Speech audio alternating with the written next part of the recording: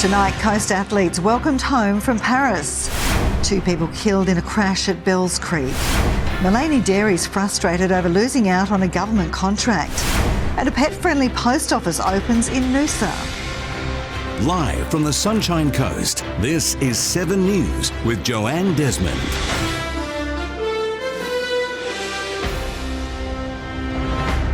Good evening, thanks for joining us.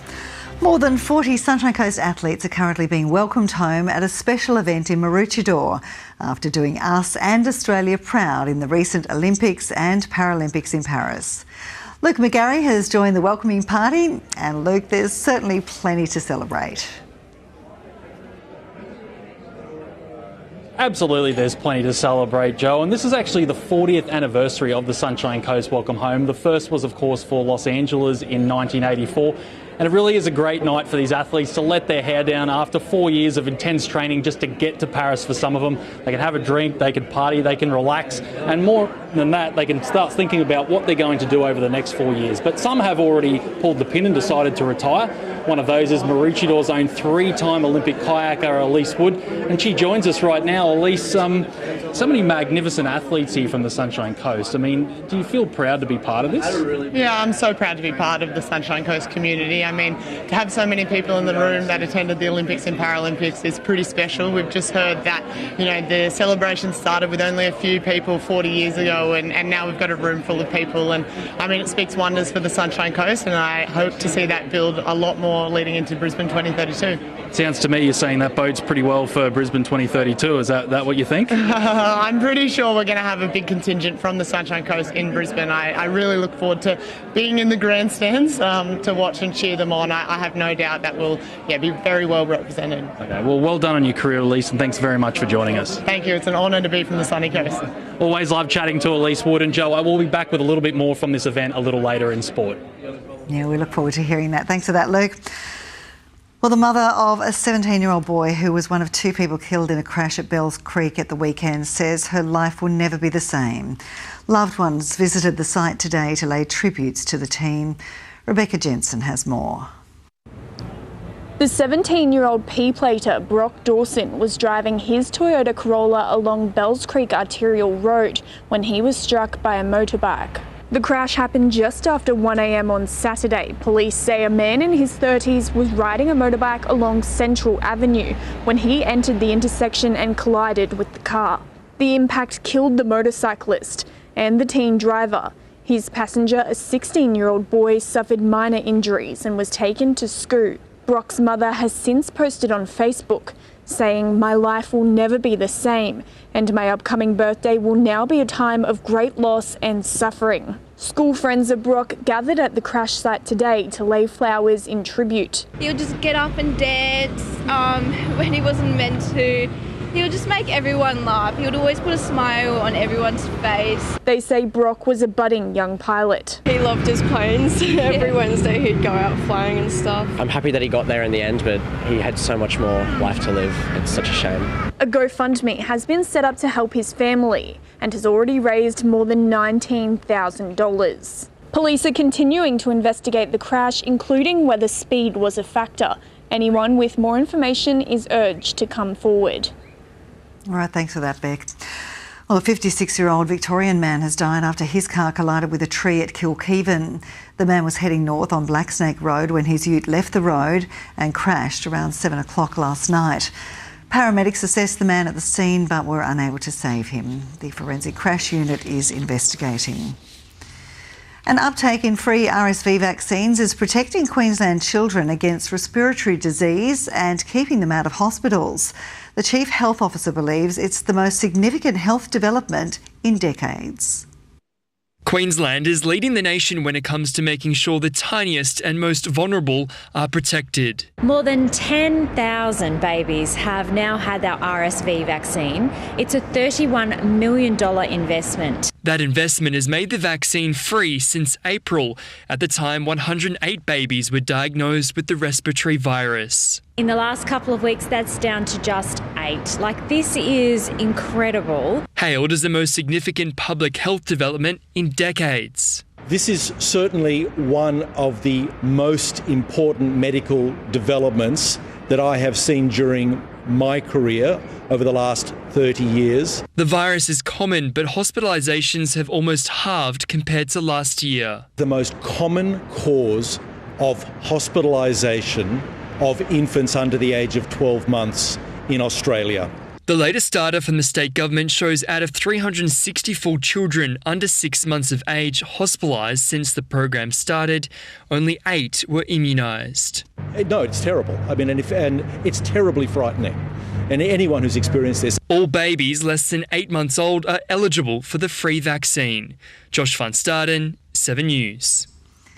Maleny Dairies is at the centre of a new political debate less than 6 weeks out from the state election. The business lost tens of thousands of dollars on a bid to win a government contract, with the CEO claiming the process set them up to fail from the start. The unlikely moment cattle enter the political field. Metro North is the largest hospital and health service in Queensland, caring for up to 900,000 people from the Brisbane River to Kilcoy. We wrote to them in May of 2023 because the contract was due up in January 2024. Over a number of months, there was constant delays. In January, they agreed to hear the proposal, claiming they'd have an answer by June. On September 9, it finally arrived, and it wasn't good news. So it was nearly a 9-month process to be told that, unfortunately, we were unsuccessful on this occasion, again. Here we go again. That company was assured that they were going to be given an opportunity to be treated fairly, and instead, we got a great Queensland company that keeps getting stomped all over. While there's no use crying over spilt milk, this bid was worth $40,000. We obviously had a whole bunch of resource and people looking at new packaging, new recipes, new styles of produce to ensure that we would have a good chance of winning the tender. They're looking now at whether there is a way to ensure that at least some of that contract goes to Maleny Dairies. While the government looks for a consolation prize, advocates say it's the process that needs to change. It's one thing to have a Queensland procurement policy, but you've got to actually make it work for Queensland businesses. A decade ago, Queensland was home to more than 700 dairy farmers. Now, there are just 270. We just want government to make it easy to do business with it, make them transparent, make it accountable. Dani Sharp, 7 News. Australia Post has opened its first community hub in Queensland on the Sunshine Coast. The new Noosa Heads outlet includes a sleek modern design as well as parcel lockers and banking services. But its standout feature will have tails wagging. Pups at Post is a dog-friendly zone with dedicated pooch parking and a water station. A, it's hot. B, people are outdoors a lot more here, and it's a convenience factor. Something that's a little different. The hub also sells products for small businesses, including local artisans. Well, ahead tonight in 7 News, the state's 50-cent fares to stay beyond the election, and a rally at Gympie to preserve the timber industry.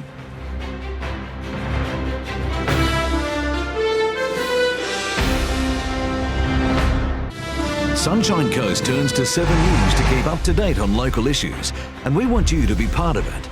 If there's something happening in your street, your suburb, we want to know about it. Send us a message or drop us an email. Thanks for joining us here on 7.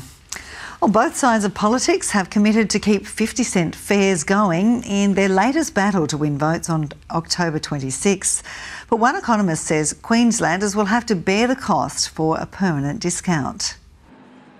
Getting from A to B on Queensland's public transport network has never been cheaper. We can lock in 50-cent fares permanently. Labor and the opposition have pledged to keep the wheels turning on 50-cent fares, regardless of who wins next month's election. Me, who's lived my whole life wanting to make this change, or David Crisafulli, who's only decided he supports it. We've got a plan to make sure that every Queenslander can benefit from lower fares. Since the trial began 5 weeks ago, light rail has recorded the biggest surge, up 35% on pre-COVID levels.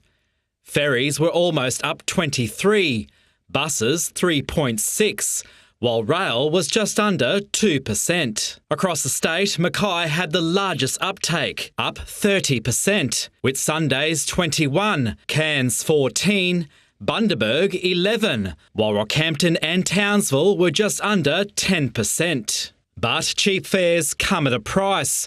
It's expected to cost Queenslanders at least $300 million a year to keep it rolling. It's likely to be more like $380 million. And that's why we said yesterday not only will we'll be back in those cheaper fares, but it needs to go further in terms of regional Queensland. Frank Russo, 7 News.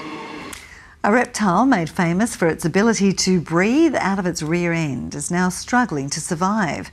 The unique Mary River turtle has been listed as critically endangered by the Australian government. The reptile is only found in the Mary River catchment and can breathe underwater for up to 3 days through its special glands. Sunshine Coast Council says work is underway to protect the species by monitoring known areas for predators.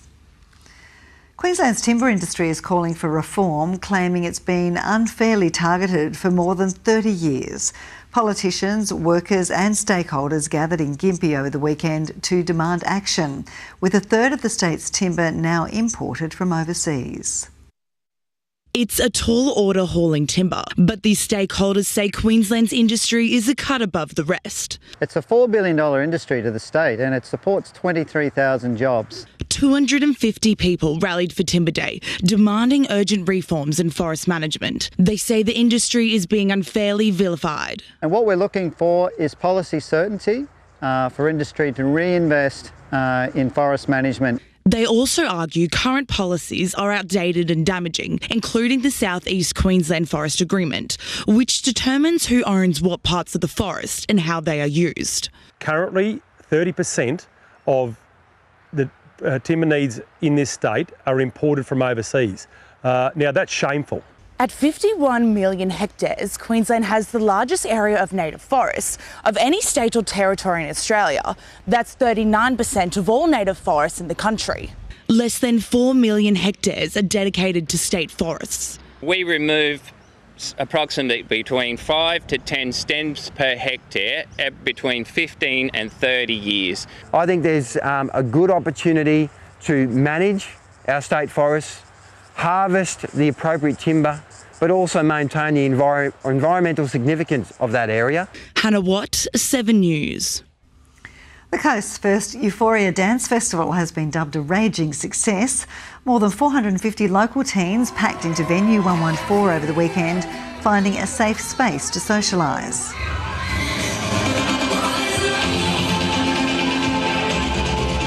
The event raised just under $3,000 for Inclusive Kids, which provides free meals for students who go to class with an empty tummy. The group behind the event, including teenage volunteers, have now been asked to put on a performance at Alexandra Headland during this year's New Year's Eve celebrations. Well, sports up next, and we'll cross back to Luke McGarry at the homecoming for our Olympians and Paralympians. Plus all the highlights from a big weekend of grand finals as Biwa holds on for an incredible rugby league victory.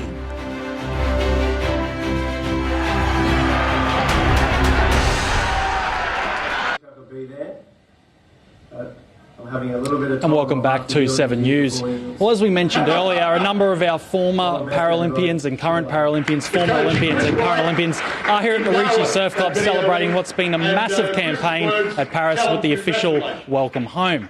Now, one of those who's here is 3-time Paralympian Lakeisha Patterson. She's just returned from Paris, and Lucky joins me now. Lucky, being part of nights like this, what is this like?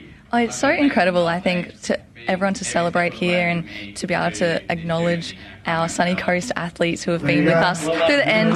They've been with me through 2016 all the way up to now, so it's pretty incredible to acknowledge the athletes but also the support staff that get us here. And what a career you've had. Gold in Rio, gold in Tokyo, silver in Paris. I mean, you look like you don't want to stop swimming. Is LA on the radar for you? It definitely is. I'm taking it 1 year at a time at the moment. Definitely allow myself to have a bit of a break at the moment, but swimming is so much fun, and to be able to do it in idyllic places like this on the Sunshine Coast is pretty incredible. So going to keep going as long as I can, and can't wait to see what can happen in the future. And we very much love seeing you swim and hope to see you at LA in 4 years. Thanks very much for joining us, Lucky. Thank you. Well, to the day's other sport now, and the Sunshine Coast Stadium will soon undergo renovations for Brisbane 2032, and what a way it was to fare well on Sunday. An epic rugby league grand final, Biwa holding on against Coolum by 4 points. A fitting farewell for the current stadium with the minor premiers Coolum up against the reigning champs. The Bulldogs drew first blood, the Colts replying though through Sam Alara. Sam Burnstorm extended their lead, but BWA hit back through Samuel Fullerton to trail 10-8 at the break. And the Dogs opened the scoring in the second half to hit the front, but at a cost, hooker Damien Ford Hurrell hurt while scoring. His replacement soon joined the injury ward, Ford Hurrell forced to return and play through the pain. The old shoulder come out and went back in, and then first tackle back, it come back out again. His day was officially over just after the hour mark. BWA's bench virtually empty, but they extended their lead. Coolum came again and crossed for a try with just 3 minutes remaining to cut the deficit to 4 points. The Colts throwing everything at their weary opponents, even until the final play, but the Bulldogs defended heroically, holding on for back-to-back titles. I think last year we spoke about getting the monkey off the back, and this year is about building a legacy, and I'm just so proud of everyone.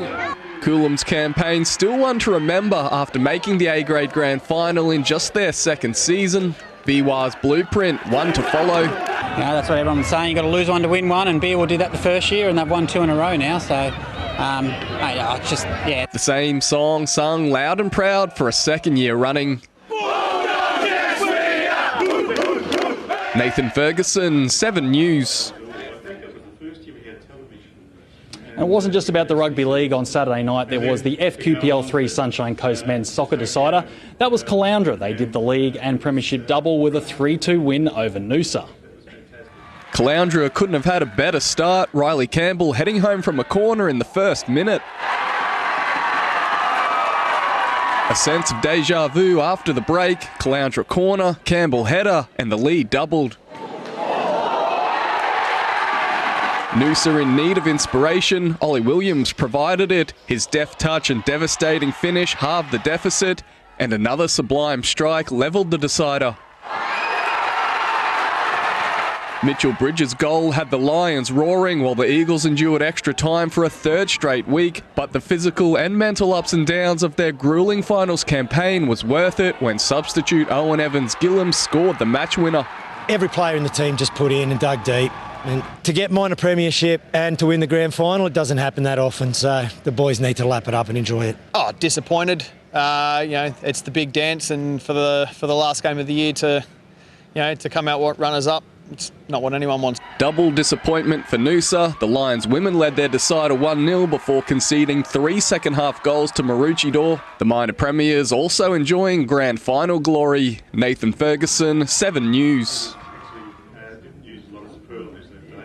And Joe, that is it from me at this event tonight. There will be another welcome home for our Olympians and Paralympians tomorrow. That is with Sunshine Coast Council in Maroochydore. Oh, looks like there'll be a big night ahead. Thanks for that, Luke. And stay with us after the break. Dani Sharp has all the details on the weather for us.